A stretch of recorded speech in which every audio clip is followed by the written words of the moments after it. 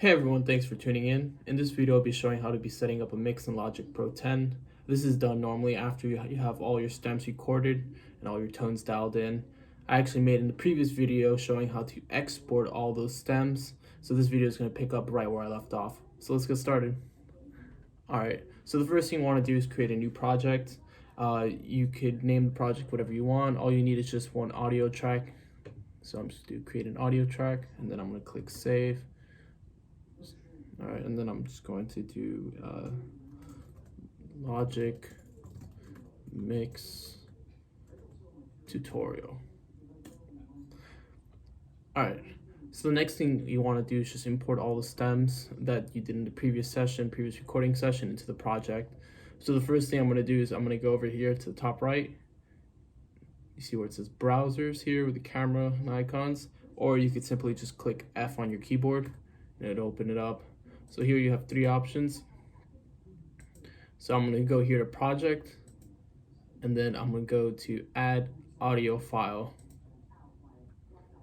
So the next thing you're going to want to do is just navigate to the folder that you have all your stems on. So here I have it under YouTube demo. These are all the stems I'm going to be using for an example. So just click and highlight them all. What you're going to do is you're going to click add, and then it's going to get unhighlighted, and then you're going to just click done. And then just going to wait for it to add to the project.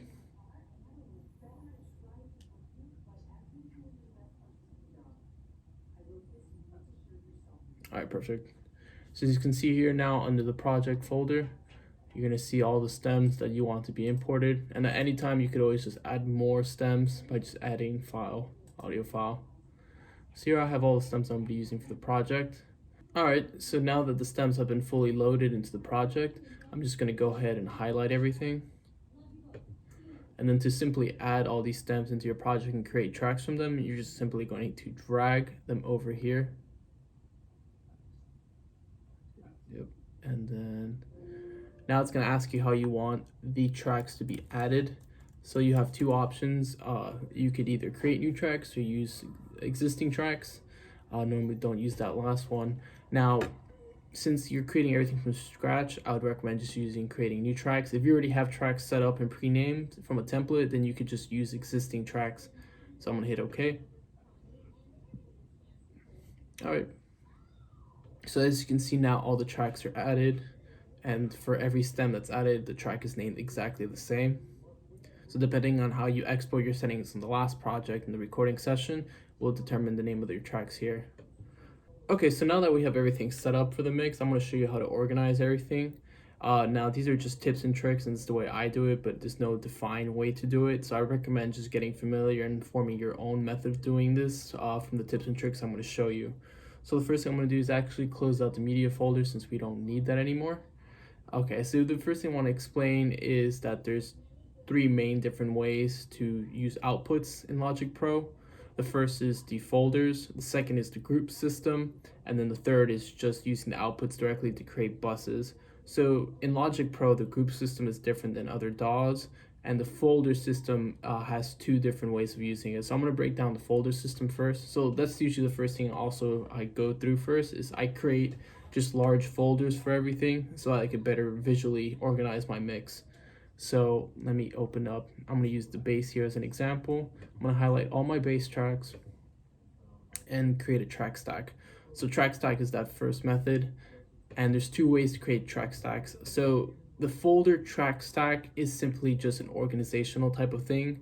It doesn't mix up all the different tracks within it, whereas the summing does mix all the tracks together, and then you could perform additional mixing such as group mastering and group effects on it. So I like to do summing stacks for the mixes and folder stacks for recording just to make it easy to organize. And here then this will act as a master bus track to all my tracks here. So I'm just going to go ahead and name it bass, and then I'm just going to do the same for the other tracks that I have just to organize it a bit better. Okay, so here are the drums all the way to rhythm. Awesome. Create a track stack. I'm going to do a summing stack again. Same for rhythm guitars.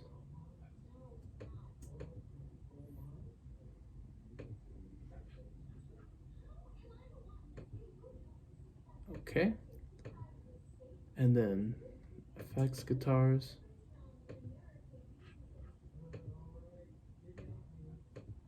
And the last thing is going to be guitar solos. Awesome. So now it's a little bit more organized, and also it allows it to have master buses so that when I do the routing next, I'll show you how it's done. But these are going to be the final outputs for each of the instruments. So this is rhythm.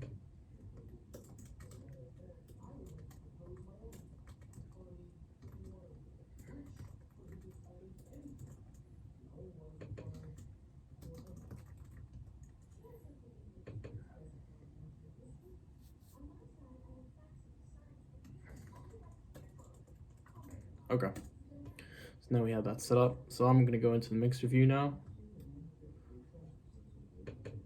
There's a couple different things you could do with the outputs. So I'm gonna explain what groups are. So groups don't function the same way as in other DAWs, where it would kind of act like a bus.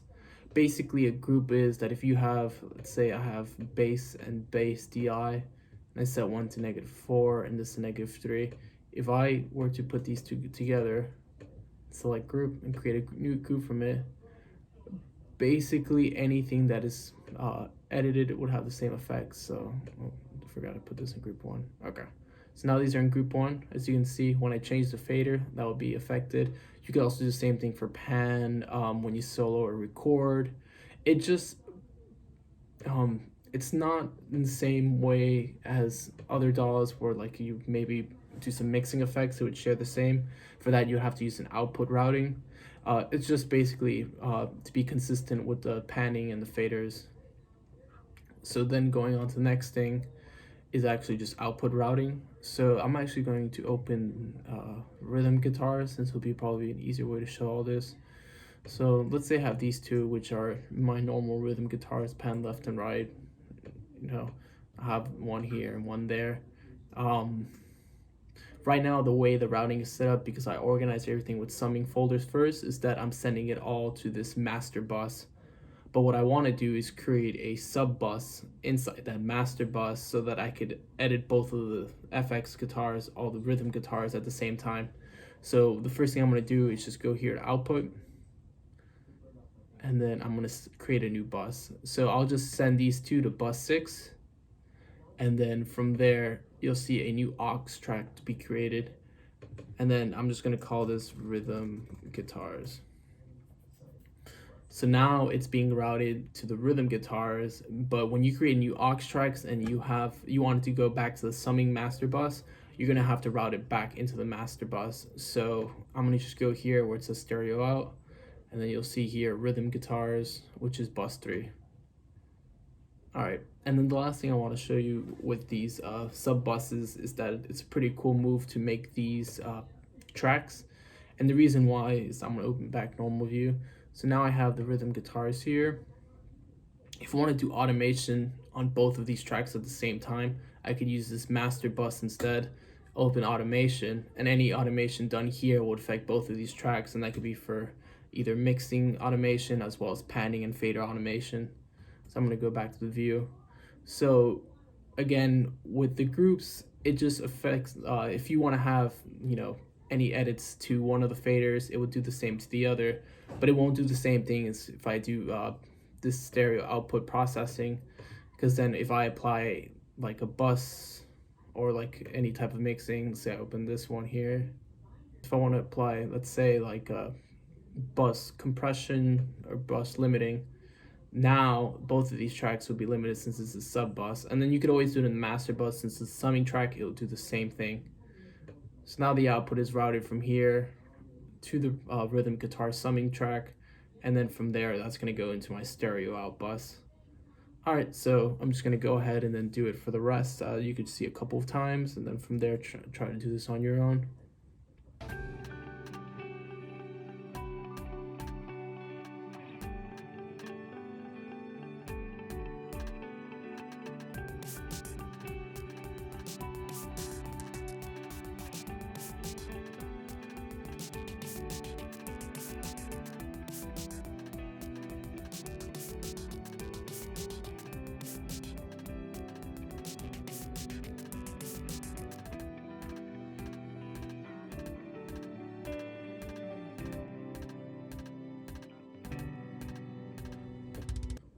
Okay, so the next thing I want to talk about are sends.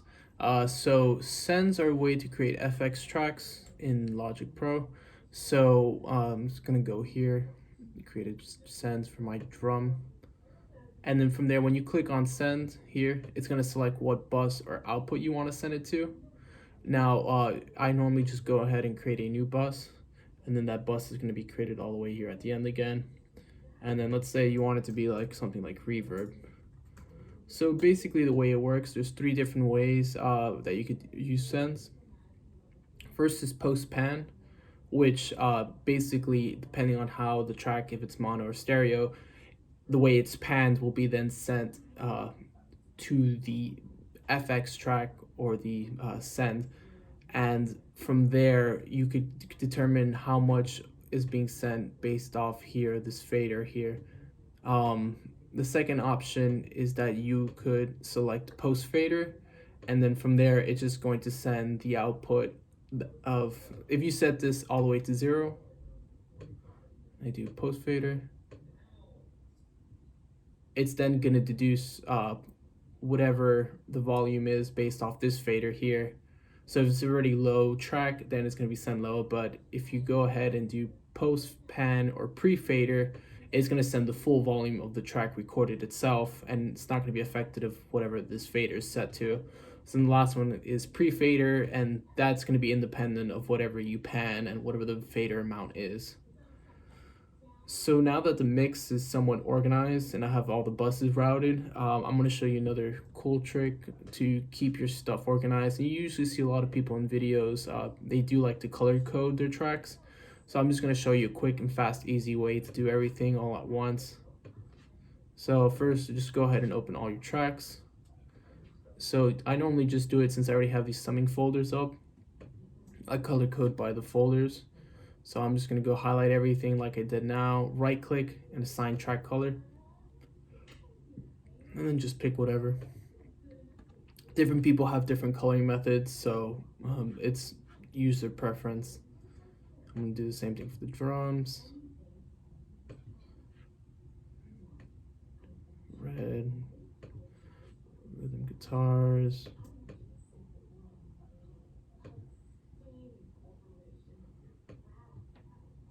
Gold,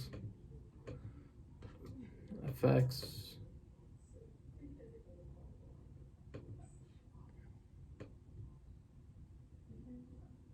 do like blue, and then solos, I'll do green.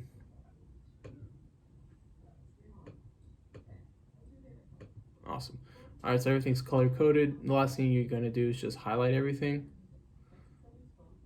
You do that, Command A, whatever, and then it's going to do color regions by track, and then you'll see all your tracks are now colored in based off of whatever their track color is.